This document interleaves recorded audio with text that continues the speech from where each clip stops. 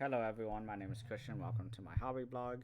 Today we are doing day 9 of 31 Days of Horror, otherwise known as Spooktober. This is one that I've been pretty excited to finally watch. I've been waiting, I think, all year, ever since I got this from the sale, from the Vinegar Syndrome, I think June sale maybe.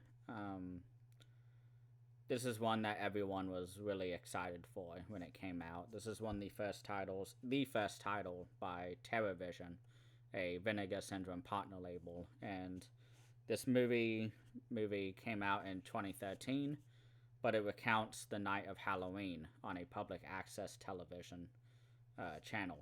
And this is, if you don't know it by now, WNUF Halloween Special 10/31 1987. Initial reactions. This was like a very cozy blanket for me. I did not grow up in the 80s, but in the 90s, quite recall public access television and the very localized commercials that are quite rampant throughout this movie.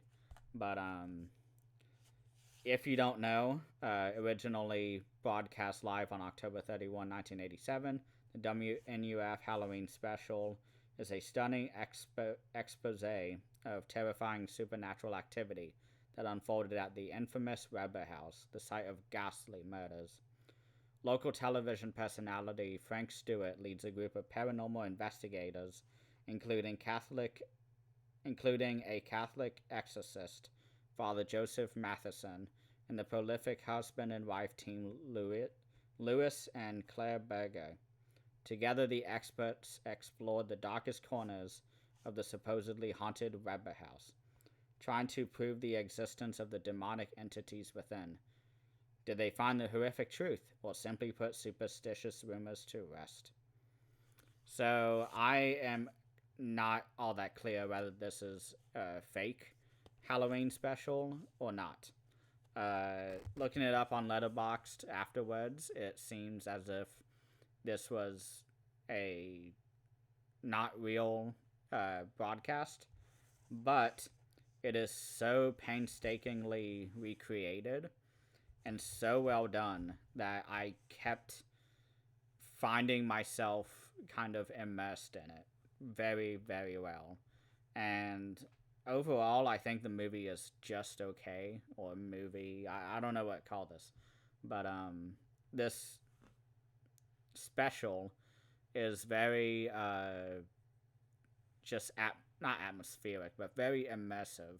Is really the only word I can think of, and there were parts where I was bored during it, but it really reminded me of waiting for the Halloween special or some special television event where, especially in my Zach Baggins days, where I would watch Ghost Adventures or UFO related television programs where they would say they were live, and anytime anything moderately interesting happened, they would cut away to television. And it was this movie just really captured that frustration of always cutting away right when the good bits start coming up. And they come back, and it's either very high tension, high drama happenings going on, or it's like, oh yeah, that was just a crew member, just, bumped into a door. And everything on this was just so wonderful. Um, I think this is just like such a warm blanket, as I said.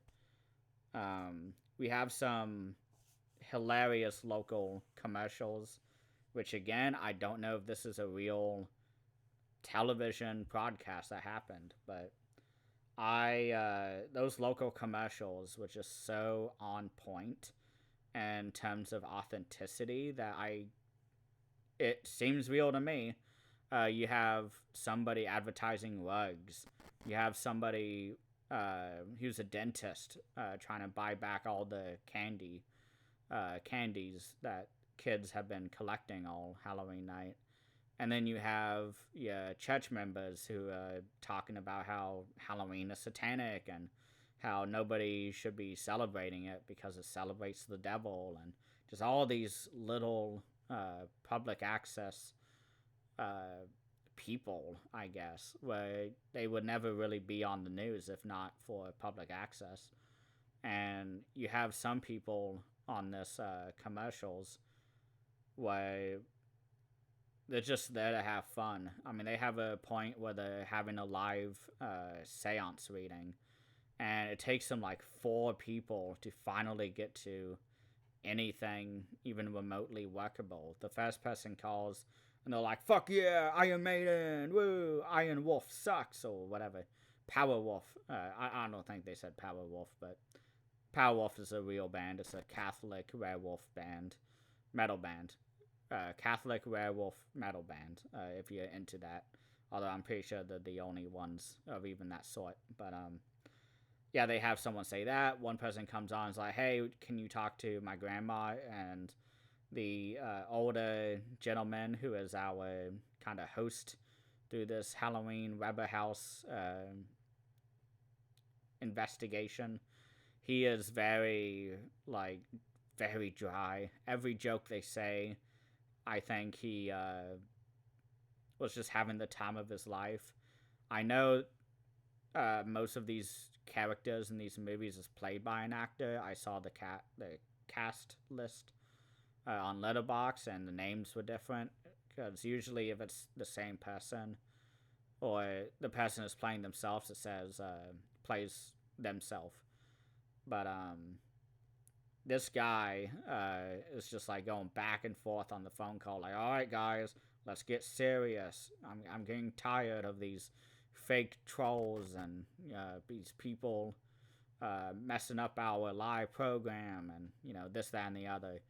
And they just, eventually something else happens off screen, and they're like, "Oh, cut to commercial," because something exciting's happening, and they cut away, and you get those very local commercials. You get one for the local pumpkin patch. You get your local trunk and treat, I think they call it. It's where, for those who don't know, this is something I learned about within the last 10 years, I think, where churches, instead of having trick-or-treating, they will just have church members show up, and they have a big bag of candy in the trunk, and they all park kind of in a circle, so they still get the trick-or-treating experience, but it's not as satanic as the church members see it as. And they have a commercial about that. They have a commercial about check all your kids' candy. There might be drugs, there might be razor blades, and this, that, and the other. And that is something I definitely remember growing up, is all those commercials like, "Don't forget, parents, please check your candies." And now as an adult, I'm like, oh, nobody's gonna give away drugs like in these candy giveaways, I guess. But maybe razors. I'm sure there's a psycho out there who will put razors in kids' Halloween bucket, but I don't know, I haven't gone trick-or-treating in so long. I never had issues trick-or-treating, but yeah, this movie just kind of itched a scratch I've had, which was like just something like this. It's not really an itch that I thought needed to be scratched, but watching this is like, like, just feels so good. Just watching it, letting your mind just leave. Again, I don't know if this is a fake broadcast. I assume it is. I'm like 99.9% sure, but there's that very tiny bit of my brain where I'm like, I want it to be real, and at the same time, I don't care if it's fake. If it's fake, it was very well done, and I just had just a lot of fun watching this, kind of turning my brain off. It's just fun, and also, I love how on the slip cover it looks like a VHS. I mean, you have the sticker right here, you have the run times on the top, which I never understood growing up, and I still don't really understand it.